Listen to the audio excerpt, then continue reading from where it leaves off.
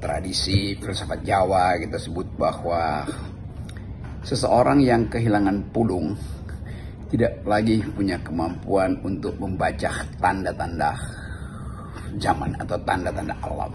Dan itu yang sedang terjadi sebetulnya pada Pak Jokowi sebagai mantan presiden. Pada akhirnya dia tidak bisa tidur nyenyak karena setiap hari mak-mak, BEM, netizen membongkar kembali skandal-skandal yang pernah terjadi selama 10 tahun kepresidenan beliau. Bukan sekedar soal ijazah atau kasus penyeludupan hukum terhadap anaknya yaitu Pak Gibran yang sekarang adalah wakil presiden, tetapi ada hal yang hari-hari ini akhirnya jadi semacam kasus belli, kasus belli, hal yang kemudian menjadi titik sorot pembicaraan, yaitu soal kereta api cepat. Dan terlihat bahwa agak sulit Pak Jokowi untuk menghindar dari sebut aja tuduhan publik bahwa beliau melakukan markup. Karena kita tahu sejarah dari kereta cepat itu, tadinya negosiasi dengan Jepang, lalu Jepang mutung, kesel karena hasil riset dari Jepang kelihatannya dipindahkan ke Cina, lalu Cina akhirnya yang menjadi penerima proyek itu. Dan setelah dihitung bahwa sebetulnya biaya dengan investasi Jepang itu jauh lebih masuk akal daripada Cina, tapi kemudian itu udah bertahun-tahun dibahas bahwa apa pentingnya kereta cepat itu untuk mempercepat pergerakan masyarakat dari Bandung ke Jakarta atau sebaliknya di dalam skala yang hanya beda setengah jam, dan bahkan mereka yang berbisnis merasa lebih penting naik mobil aja tuh. Jadi ada kalkulasi yang salah, itu kalkulasi yang salah yang menyebabkan akhirnya kereta itu jadi beban utang itu, karena kita mesti bayar utang minjem dari Cina. Jadi sekali lagi kita lihat bagaimana sebetulnya kereta cepat ini akhirnya jadi skandal karena kehati-hatian tidak dilakukan, amdal konsumen misalnya tidak dilakukan, sehingga sekarang dia rugi kan.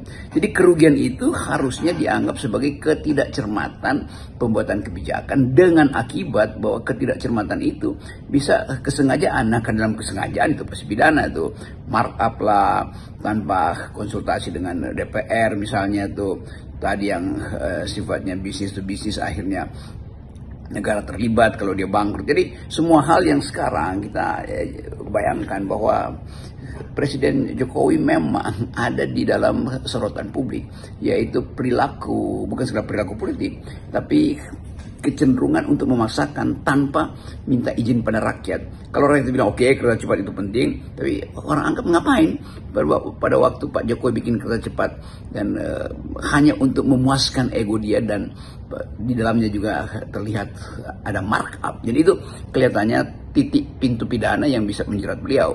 Masuk lagi di dalam pembicaraan publik, mulai dari mengusulkan supaya Gibran dan Presiden Prabowo itu jadi paket ke depan di 2009, nanti orang menganggap ngapain itu Pak Prabowo aja 1 tahun aja masih mau dievaluasi, apalagi bagaimana mungkin tiba-tiba Gibran harus dipastikan mendampingi Prabowo di 2029, kan itu konyol tuh. Walaupun ide itu konyol, tapi dalam kekonyolan usulan Pak Jokowi itu terbaca kegelisahan dia, karena tetap dia menginginkan bahwa reputasi dia sebagai pemimpin Indonesia, presiden 10 tahun itu tidak dibatalkan oleh satu keputusan pengadilan nanti, apakah tentang dia atau tentang anaknya Pak Gibran. Kan kita mau dudukkan itu sebagai analisis yang dingin aja tuh, tanpa upaya untuk mengungkit-ungkit hal-hal yang buruk. Misalnya orang lalu semua anggap bahwa lo usulan dua periode itu udah buruk juga, karena belum apa-apa. Pak Prabowo masih mengevaluasi makan siang bergizi, sementara kesulitan ekonomi masih menekan, menjadi isu yang menekan publik setiap hari. Tiba-tiba ada mantan presiden yang anaknya adalah wakil presiden menginginkan pasangan Prabowo dan Gibran itu sampai 2009 di periode kedua 2029 dan seterusnya tuh. Jadi memang tanpa sadar sebetulnya Presiden Jokowi memperlihatkan ketakutan dia, kalau bukan kegelisahan, bahwa dia kalau bukan dijamin oleh anaknya sendiri, pasti akan ada di dalam kepungan politik di masa yang akan datang atau mungkin dalam waktu dekat ini. Jadi kelihatannya Pak Jokowi itu inline mencari semacam dukungan supaya isu yang menyangkut keluarganya dia itu, dinasinya dia itu sedikit direndam, tapi tidak mungkin direndam karena itu adalah isu publik, udah jadi mainan sebetulnya di dalam sensasi untuk menghasilkan keterangan apa sebetulnya yang dikehendaki oleh Jokowi dengan Gibran, atau sebaliknya apa yang dikehendaki Gibran untuk melindungi ayahnya tuh di dalam periode berikutnya kalau Gibran yang jadi presiden misalnya tuh, atau walaupun dia statusnya wakil presiden di 2024. Kita sering kan menyebut situasi yang dialami bangsa kita ini sedang tidak menentu, uncertainty gitu ya. Tapi kalau kita melihat manuver Jokowi, saya lupa termasuk dia yang sekarang mengusulkan soal 2 periode Prabowo Gibran, ini kondisinya Jokowi juga uncertainty, bahkan mungkin lebih tidak menentu. Tapi ironinya ini sebagai seorang mantan presiden 2 periode, seorang tokoh bangsa harusnya seperti itu ya. Itu terlihat sekali bahwa Jokowi ini hanya memikirkan dirinya sendiri dan keluarganya ya. Mungkin kalau dia punya pikiran yang lebih gede lagi ya hanya kalangan ternaknya saja, begitu para netizen menyebutnya. Ya benar Bung Hersu, pada akhirnya kita membaca kondisi politik hari ini di dalam ketidakpastian. Karena beban pada Pak Prabowo secara psikologis harus menyelesaikan isu yang beredar di kalangan mak-mak, WA group, di koridor-koridor kampus, di kafe-kafe itu. Kita samar-samar pun kita bisa tahu bahwa isu Fufu Fafa, isu ijazah Jokowi, isu ijazah Gibran, isu Bobi Nasution, Pak Gubernur Sumatera Utara itu tetap ada di dalam inti utama kegelisahan politik kita hari-hari ini. Entah itu diucapkan secara satire, dalam bercanda, atau secara serius, tetap isu-isu menyangkut dinasti Pak Jokowi itu jadi pembicaraan kota, jadi talk of the town, dan apapun orang akan kembali ke situ. Saya kira juga komunitas intelijen mengerti bahwa memang publik menghendaki ada kejelasan soal kedudukan Jokowi yang masih ingin melanjutkan kekuasaannya melalui proksi-proksi dia itu. Demikian juga oligarki tentu mulai melihat peluang bahwa ya sangat mungkin Gibran dijadikan kuda tunggangan baru karena lebih mudah diatur misalnya begitu. Kan kita mesti berpikir bahwa kapital itu pikirannya sederhana, selama investasinya itu terlindungi maka siapapun jadi presiden yang penting bisa diatur oleh kapital. Jadi sekali lagi ini keadaan yang sangat baik untuk pelajaran politik bahwa isu-isu tentang dinasti politik Jokowi itu masih di situ. Sementara sebetulnya komunikator politik Pak Jokowi itu dangkal semua tuh, sehingga orang menganggap bahwa kalian ini basar-basar Pak Jokowi atau termul dalam bahasa yang neologis artinya temuan baru istilah itu, melihat bahwa akhirnya Pak Jokowi dikelilingi oleh mereka yang tidak bermutu. Jadi dengan menggaji buzzer ini udah terlihat bahwa Presiden Jokowi kelihatannya kewalahan itu. Jadi saya kira tindakan paling bagus adalah detoksifikasi dulu, Pak Jokowi detox dulu di buzzer-buzzer yang justru menjerumuskan Anda karena ketidakmampuan berkomunikasi, kedangkalan analisis, semua itu yang sebetulnya membuat Pak Jokowi akhirnya tenggelam bersama-sama dengan kedangkalan dan kedunguan para buzzer beliau tuh. Sayang sekali kalau komunitas yang dipelihara Pak Jokowi itu datang dari komunitas yang kurang berpikir. Jadi sebetulnya kita melihat bagaimana politik Indonesia itu diajukan di dalam tema-tema yang sifatnya analitis, sifatnya intelektual, sifatnya akademis. Itu juga yang akan memperlihatkan mutu dari Presiden Jokowi. Tapi mungkin itu udah setali 2 uang, setali 3 uang kalau istilah peribahasa lama. Artinya sama, antara yang menyewa yang disewa itu mentalnya sama, atau kulturnya sama, atau wataknya sama. Di awal pemerintahan Prabowo kita sudah mengingatkan memang bahwa sepertinya Prabowo ini terpenjara oleh Joko Widodo. Tapi dalam analisis saya yang sering terjadi bahwa ini saya bagaikan Prabowo memakan bubur panas yang saya melihat semakin hari semakin agak menjauh dari rezim dari geng SOP, Solo Oligarki Party. Nah, Sehingga di reshuffle kemarin saya menyatakan bahwa Pak Prabowo sudah memiliki 5 sendok untuk memakan bubur panas tersebut. Pertama adalah Jamari Caniago yang diangkat sebagai Menko Polkam. Ingat, Polkam ini mengendalikan kepolisian, Kementerian Pertahanan, dan TNI. Nah, yang paling penting di sini adalah kepolisian. Nah, Jamari Caniago, bagi yang belum paham, Jamari Caniago ini adalah orang bekas komandannya Pak Prabowo. Dia 3 tahun di atas Pak Prabowo. Nah, Jamari Caniago kita sangat kenal saat itu pada saat Pak Prabowo diganti oleh Pak Habibie sebagai Pangkostrat, diganti oleh Joni Lumintang. Joni Lumintang hanya 17 jam. Setelah itu Jamari Caniago menjadi Pangkostrat. Itu mengganti Pak Prabowo. Joni Lumintang hanya 17 jam. Nah, sendok kedua adalah Syafri Samsudin. Syafri Samsudin, jenderal purnawirawan yang baru juga dinaikkan pangkatnya, adalah Menteri Pertahanan. Ini teman dekat Pak Prabowo, soulmate-nya betul, seangkatan dia, karena Pak Prabowo itu dulu sebenarnya angkatan 73, seangkatan dengan SBY, tapi tinggal kelas tanda kutip, bukan karena bodoh, saya tahu sejarahnya kenapa tinggal kelas, nah sehingga menjadi seangkatan dengan Syafri Samsudin. Nah, tapi Syafri Samsudin saya tahu 2 tahun lebih muda daripada Pak Prabowo. Nah, Syafri Samsudin sebagai Menteri Pertahanan memang teman baik Pak Prabowo dalam segala hal. Nah, Pak Syafri Samsudin sebagai Menhan sebenarnya ada jabatan yang sangat strategis yang melekat secara ex officio di Menteri Pertahanan, yaitu Ketua Dewan Pertahanan Nasional, Ketua Harian Dewan Pertahanan Nasional. Nah, ketuanya adalah Presiden. Nah, Dewan Pertahanan Nasional ini diberikan tugas oleh Presiden sekarang untuk mengkoordinasikan pengambil alihan aset-aset negara yang ilegal yang diambil oleh oligarki. Sendok ketiga adalah Ahmad Doviri. Ahmad Doviri kita kenal bahwa ini, saya banyak bertanya kepada senior-senior Polri bahwa ini salah satu personel Polri yang sebenarnya berada di garis lurus.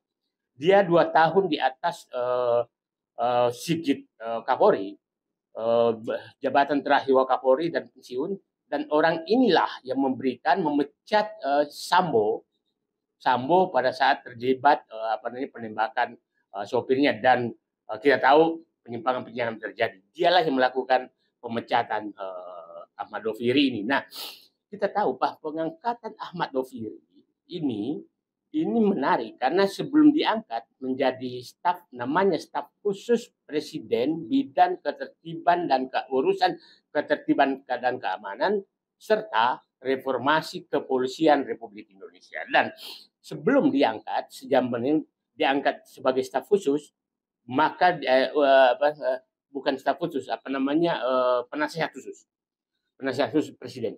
Nah, sebelum diangkat menjadi penasihat khusus Presiden, beliau dinaikkan pangkatnya menjadi bintang 4. Ini artinya memang ditugaskan untuk melakukan reformasi kepolisian. Saya bertanya kepada banyak pihak dan menganggap bahwa Ahmad Doviri ini memang hanya tertutupi kemampuannya selama dia dibawa Sigit. Nah, kita berharap bahwa Ahmad Doviri ini mungkin segera membentuk komite reformasi kepolisian yang Presiden segera membentuk, tentunya Ahmad Doviri yang mengendalikan. Dan jadi sepertinya Pak Presiden sekarang ingin Ahmad Doviri ini melakukan pembenahan di kepolisian Republik Indonesia, termasuk bagaimana menjaga ketertiban masyarakat. Ini sendok ketiga. Sendok keempat, Pak Presiden sekarang adalah Purbaya, Menteri Keuangan. Purbaya ini sebenarnya istilah saya membuka kotak Pandora kesalahan monopoli kebenaran kebijakan ekonomi yang dibuat oleh rezim pemikiran Sri Mulyani selama lebih 20 tahun yang faktanya betul-betul merusak, tidak memberikan perbaikan apapun terhadap ekonomi Indonesia. Pasti pihak lain membantah. Saya ingin memberikan bukti bahwa sejak Sri Mulyani menjadi presiden sampai sekarang, utang naik itu dari 1.400 triliun menjadi 10.000 triliun utang pemerintah. Bunga utang naik dari sekitar 1,5% menjadi 7%. Ekonomi Indonesia itu jauh lebih tertinggal dari seluruh negara-negara ASEAN yang sekarang menjadi hanya mungkin mendekati setara dengan Timur Leste. Dan padahal pada saat Sri Mulyani masuk sebagai menteri mengendalikan pemikiran pembangunan ekonomi Indonesia itu di atas dengan negara-negara ASEAN. Itu sendok keempat. Sendok kelima adalah Rosan Roslani. Rosan Roslani ini CEO Danantara, Menteri Investasi sekarang. Dengan diberhentikannya Erick Thohir, maka artinya BUMN itu betul sekarang di bawah komando Danantara. Nah, sehingga Rosan kita harap betul-betul menjadi sendok kelima menyelesaikan masalah rusaknya BUMN oleh rezim Jokowi dan Erick Thohir dan Sri Mulyani, karena betul-betul dirusak sama dia. Dan saya pikir pemberhentian Erick Thohir sebagai Menteri BUMN dan dijadikan Menpora, itu tujuan Prabowo adalah untuk agar kendali BUMN betul-betul di tangan satu orang. Karena kita tahu bahwa pintu masuk kerusakan BUMN sampai sekarang, walaupun Danantara sudah ada, adalah Erick Thohir. Erick Thohir lah pintu masuk, geng Solo semua masuk menjadi komisaris BUMN dengan gaji yang miliaran rupiah.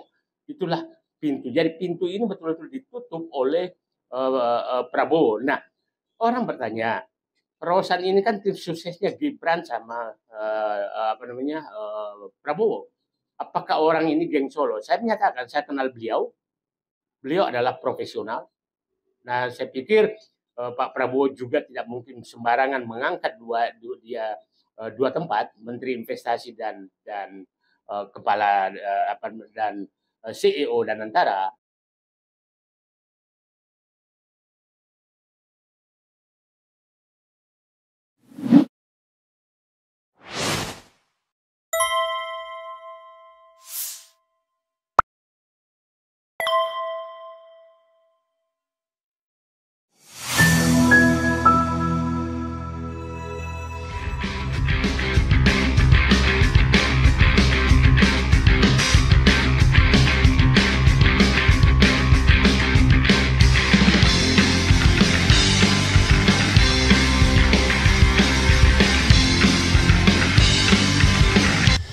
Assalamualaikum warahmatullahi wabarakatuh, sobat RH sekalian.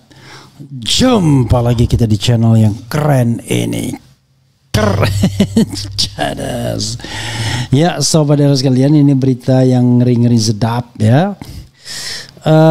Mengatakan bahwa 5 orang yang bisa membebaskan Prabowo dari cengkraman SOP. SOP itu Solo, Oligarki, dan Parcok ya, atau geng SOP. Oke, sobat RH sekalian, coba kita bacakan ya. Menarik ini, coba kita bacakan apa yang mau disampaikan oleh Mr. Said Didu ya. Sebagaimana dilansir oleh Jakarta1.com. Jakarta1.com, pengamat politik Muhammad Said Didu mengungkap strategi Presiden Prabowo dalam membebaskan diri dari cengkraman geng Solo, Oligarki, Parcok, geng SOP yang selama ini mengendalikan pemerintahan.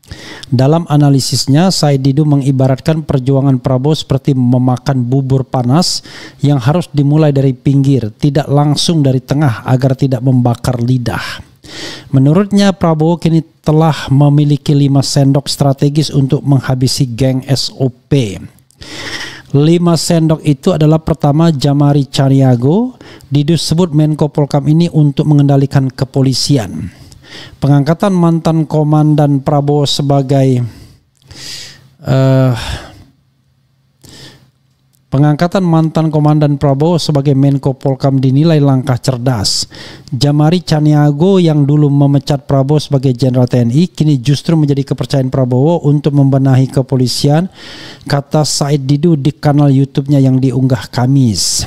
Kedua adalah Menhan Syafri Samsudin, disebut sebagai sendok kedua untuk merebut aset negara. Menteri Pertahanan Menhan yang juga teman dekat Prabowo ini diberi tugas strategis mengambil alih aset-aset negara yang dikuasai oligarki secara ilegal. Target utama 5 juta hektar kebun kelapa sawit ilegal dan 4,3 juta hektar tambang ilegal, kata Didu. Ketiga adalah Ahmad Doviri, disebut sebagai sendok ketiga reformasi kepolisian. Mantan ex-Wakapolri yang memecat Sambo ini ditunjuk sebagai penasihat khusus untuk reformasi kepolisian. Sinyal kuat Prabowo ingin membersihkan kepolisian dari dalam, kata Said Didu. Adapun sendok keempat adalah Purbaya. Ia disebut akan membuka kotak Pandora. Menteri Keuangan baru ini diharapkan membongkar monopoli kebenaran kebijakan ekonomi Sri Mulyani yang dinilai telah merusak perekonomian Indonesia selama 20 tahun lebih. Terakhir sebagai sendok kelima adalah Roslani. Ia akan membenahi BUMN. Dengan pemberhentian Erick Thohir, kendali BUMN kini sepenuhnya berada di tangan Danantara di bawah komando Roslani untuk menutup pintu masuk geng Solo ke BUMN, kata Didu. Kendati begitu, kata Didu, Prabowo masih membutuhkan 2 sendok lagi untuk menuntaskan bubur panas SOP, yaitu sendok penegakan hukum. Posisi Menteri Hukum masih lemah dengan Yusril Iza Mahendra yang dinilainya sangat susah dipegang dan sering berubah pendirian, dan sendok pemberantasan korupsi. Jaksa Agung Burhanuddin dan KPK masih menggunakan sendok lama yang merupakan bagian dari geng Solo. Said Didu mencatat beberapa jendela geng SOP yang sudah ditutup Prabowo.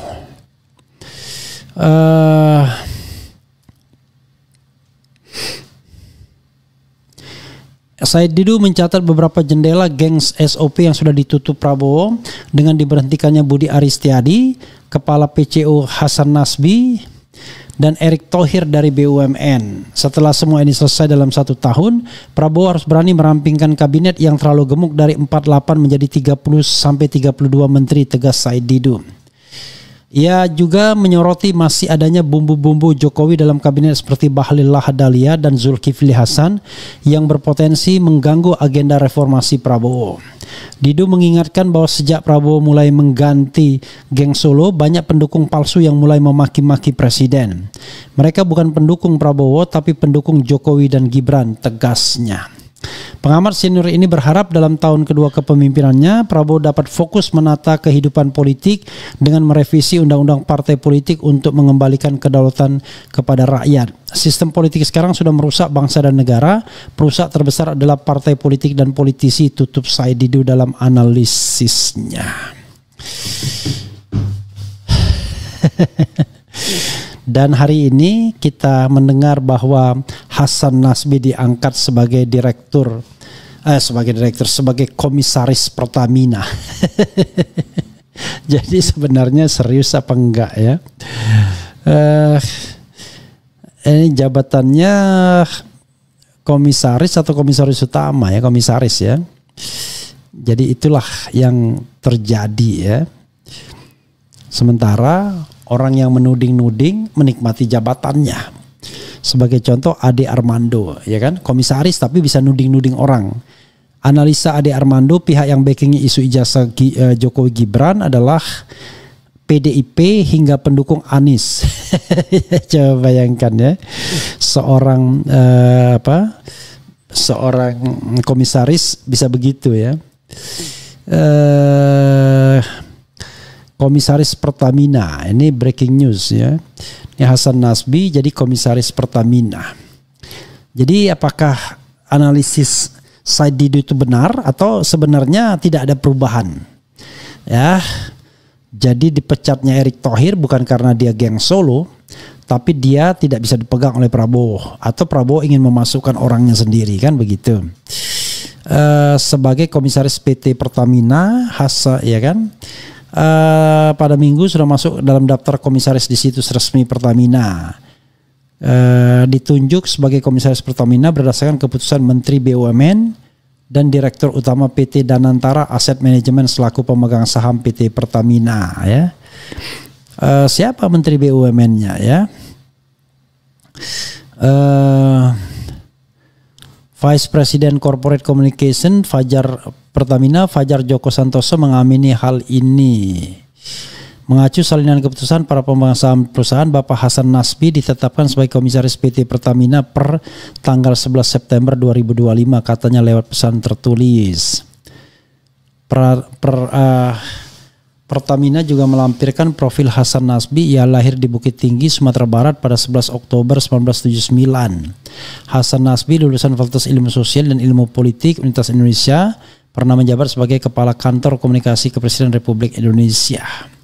Hasan Nasbi menjadi komisaris Pertamina bersama dengan Muhammad Iriawan, Todo Tua Pasaribu, ya, yang wakil menteri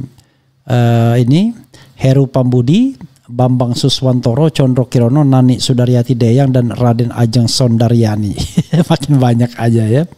Jadi ada 1, 2, 3, 4, 5, 6, 7, dan 8 komisaris Pertamina ya.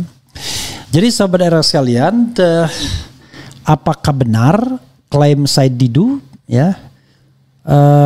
Apakah pengangkatan Hasan Nasbi sebagai Pertamina, sebagai komisaris Pertamina sudah menggambarkan bahwa geng SOP sudah mau dihabisin? I don't know exactly. Ya, kadang-kadang tidak semudah itu ya.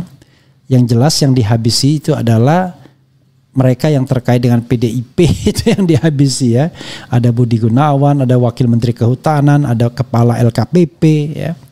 Tetapi yang terakhir yang terkait geng Solo, Budi Ari wajar diganti karena dia terlibat judol ya, langsung maupun tidak langsung. Kemudian Dito Aryo Tejo terlibat BTS. Apalagi Sri Mulyani memang sudah mau mengundurkan diri. Hasan Nasbi memang dianggap tidak mampu dan lain sebagainya. Tetapi Bahlil masih ada di sana ya, Erlangga Hartarto masih ada di sana, Raja Juli Antoni masih ada di sana. Tapi jadi banyak geng-geng Solo yang sesungguhnya masih ada di kekuasaan. Jadi tidak selamanya benar sendok menyendok bubur panas ini ya. Maka kita ke depan kita harus siap-siap saja dengan analisis bahwa Prabowo barangkali bukanlah yang seperti yang kita pikirkan. Ya, Prabowo adalah presiden yang mau berkompromi dengan geng Solo. Atau kalaupun kemudian ingin menunjuk orang-orangnya, ya lama negosiasinya. Hasan Nasbi dihilangkan tapi dimasukkan ke Pertamina.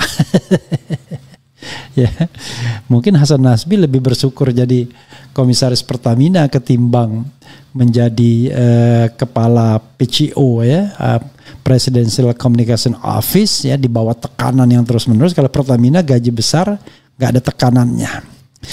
Jadi sobat era sekalian, itu sama seperti menteri yang menjadi komisaris mandiri, menteri olahraga yang dari Golkar itu lebih memilih menjadi komisaris mandiri, yang menjabat wakil ketua umum PSSI ya, entah masih apa enggak gitu ya. Begitulah sobat RH sekalian ya, mau diapakan lagi. Jadi ke depan ya kita menganalisis berdasarkan apa yang ada saja. Peta posisinya hari ini begini ya, kita ungkapkan. Jadi kalau hari ini Erick Thohir digeser ke Menteri Pemuda dan Olahraga. Bukan karena dia geng Solo menurut saya, tetapi karena memang Prabowo ingin betul menguasai BUMN dengan danantaranya, sehingga tidak ada lagi yang namanya dual loyalitas. Jadi adanya mono loyalitas. Tetapi bisa juga apakah Erick Thohir dengan Jokowi patuh? Saya kira enggak juga ya. Sebagai seorang profesional, Erick Thohir patuh dengan dirinya sendiri, patuh dengan kepentingannya sendiri. Buktinya dia berkampanye untuk menjadi calon presiden atau wakil presiden. Kemudian jangan-jangan yang menandatangani pengangkat Hasan Nasbi siapa? Doni Oskaria. Doni Oskaria juga ada kaitannya dengan geng Solo. Nanti kita lihatlah apakah betul ya analisis sendok-sendok itu. kalau Jamari Caniago ya mungkin tidak ada kaitannya sama geng Solo. Yang kedua kalau Safri Samsudin ya. Kemudian kalau siapa lagi tadi, Purbaya, Isit belum tentu juga Purbaya. Saya belum tahu track recordnya, tapi yang jelas dia orangnya Luhut Panjaitan dalam banyak kesempatan. Kemudian yang keempat, apakah kemudian kita tidak tahu akan lebih baik dengan Menteri Keuangan Purbaya ini atau tidak, karena saya to some extent masih mempercayai Sri Mulyani walaupun orang menjadi involutif kalau lama dalam kedudukan yang sama, ya. Kemudian apakah Ahmad Doviri memang bisa diharapkan untuk menjadi ujung tombak reformasi kepolisian? Jangan lupa Ahmad Doviri orang yang bisa diterima konon katanya, tetapi kan diterima itu kadang-kadang sering karena dia kompromi. Kita tidak tahu kan. Kemudian apakah yang kelima tadi siapa? Apakah dia juga orangnya ya, yaitu apa, Purbaya. Kemudian kelima adalah Rosan Roslani. Kalau Rosan Roslani kita tidak tahu karena Rosan Roslani ternyata tidak ditunjuk sebagai caretaker atau PLT Menteri BUMN, yang ditunjuk malah Doni Oskaria. Karena Doni Oskaria wakil menteri, mungkin akan digabungkan dengan Rosan Roslani. Nah kita lihat dengan 5 ujung tombak ini atau 5 sendok ini, Jamari Caniago, Menhan Safri Samsudin, kemudian Ahmad Doviri, Purbaya, dan kemudian apalagi siapa yang terakhir tadi, Rosan Roslani. Kemudian dicari sosok di bidang hukum dan di bidang pemberantasan korupsi, ya, karena Yusril dianggap lembek, KPK juga tidak seperti yang diharapkan, Kejaksaan Agung punya agenda sendiri. Kita tunggu 2 sendok lainnya. Nah, apakah dengan 7 sendok itu istilah Said Didu, kita bisa berharap kepada Prabowo Subianto? Barangkali sudah saatnya kita tidak lagi mengidentifikasi orang berdasarkan apakah dia geng Solo atau tidak, tetapi kita mengidentifikasi orang berdasarkan kinerjanya, berdasarkan integritasnya, berdasarkan ya 2 saja, kinerja dan integritas. Kinerjanya baik dan tidak korup. Barangkali di masa lalunya dia orang yang korup, tapi dia berkinerja baik dan tidak korup. Masalahnya kan sudah kinerja, jadi prioritasnya kinerja baik tidak korup, dan jangan sampai kemudian terakhir kinerja sudah tidak baik, korup pula. Kalau korup kinerja baik ya masih ada 1 poin, atau sebaliknya kinerja buruk tapi tidak korup, itu buruk juga sesungguhnya, ya. Jadi sahabat eros sekalian, nanti kita tunggulah apakah sendok menyendok ini memang benar, ataukah sesungguhnya kita harus rela melihat Prabowo Subianto sesungguhnya presiden yang serba ragu, pemimpin yang tidak jelas, pemimpin yang banyak omon-omon saja, atau memang betul-betul macan Asia dan sekarang sudah siap mengaum setelah 1 tahun masa kepresidenannya. Tapi kok macan ngaumnya lama. Macan kok bernegosiasi, berkompromi. Harusnya dari awal orang-orang yang terindikasi korup itu tidak diangkat dong. Ya, tidak boleh didikte oleh geng Solo. Tapi whatever it is, kita akan lihat ya. Mudah-mudahan arah pemerintahan makin baik. Ya. Mudah-mudahan para pencoleng makin berkurang di seputar kekuasaan, atau sebaliknya ternyata kita harus rela melihat bahwa negeri ini biasa-biasa sajalah. Nanti setelah 5 tahun berkuasa, ya hanya para penjilat yang mengatakan dia berhasil. Tapi orang secara objektif nggak bisa mengatakan berhasil seperti kepada Jokowi. Tanyalah kepada ekonom dan lain sebagainya yang memiliki indikator angka dan data, nggak ada yang bilang baik. Tetapi kalau ditanyakan pada penjilat, semuanya akan mengatakan baik-baik saja. Nah, mudah-mudahan di akhir pemerintahan yang mengatakan Prabowo baik itu orang yang dengan fakta dan data, bukan orang yang ingin menjilat, ya, agar diikutkan dalam pemerintahan. Begitu sobat era sekalian. Coba kita bacakan ya sedikit ya. Yang jadi tanda tanya, siapa think tanknya PPS ini? Ada enggak ya?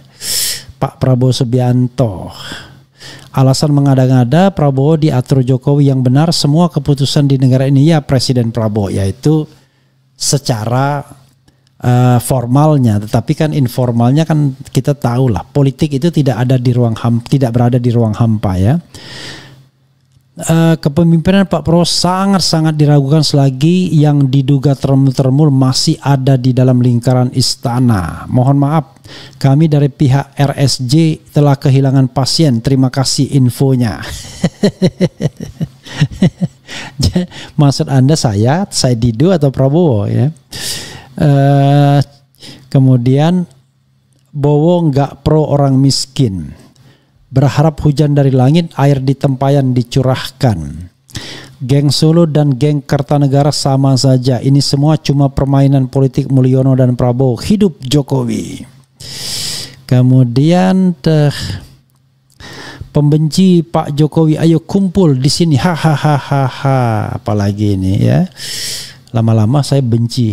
Tapi bukan benci sama Jokowi, tapi benci dengan orang yang dungu ya kan, yang bodoh ya kan, yang tidak bisa melihat masalah bangsa, tetapi hanya melihat dari sisi yang seolah-olah manusia itu tidak ada yang bisa objektif ya.